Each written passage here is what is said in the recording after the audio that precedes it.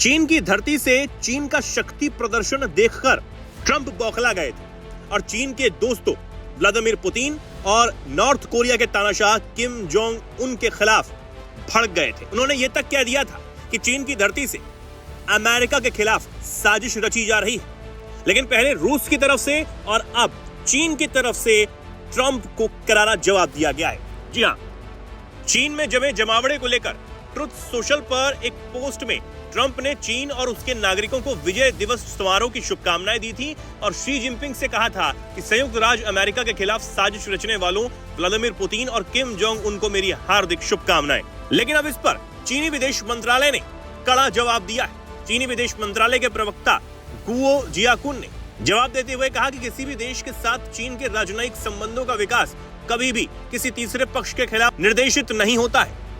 इससे पहले रूस की तरफ से भी ट्रंप के अमेरिका के खिलाफ साजिश रचने वाले आरोपों पर प्रतिक्रिया आई।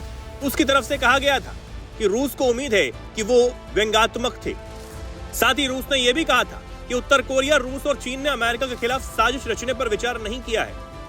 किसी ने भी कोई साजिश नहीं रची है। रूस के विदेश नीति सलाहकार यूरी उशाकोव ने कहा कि मैं कह सकता हूं कि वर्तमान अंतर्राष्ट्रीय स्थिति में संयुक्त राज्य अमेरिका, राष्ट्रपति ट्रंप के वर्तमान प्रशासन और व्यक्तिगत रूप से राष्ट्रपति ट्रंप द्वारा निभाई गई भूमिका को हर कोई समझता है।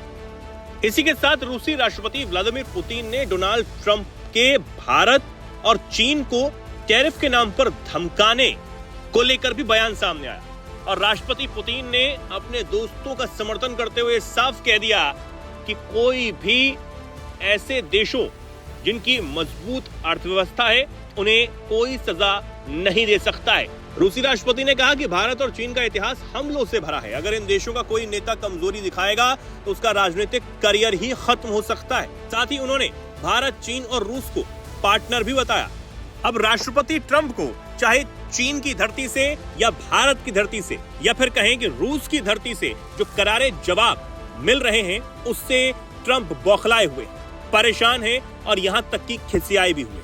शायद इसलिए ही वो एक के बाद एक बेबुनियाद बयानबाजी करते हुए नजर आते हैं। हालांकि एक बात तो साफ है कि चीन ने अपने सैन्य परेड से अपनी वो ताकत दुनिया को दिखाई है जिससे हर कोई हैरान है। हालांकि ट्रंप ने भी जब इस ताकत को देखा तो उनको भी अंदाजा नहीं था कि आखिर चीन इतना कुछ बड़ा कर रहा है और उनके उन मंसूबों पर भी पानी फिरता हुआ नजर आया जिसमें वो ये चाहते थे कि चीन अपने रक्षा बजट पर कम खर्च करे।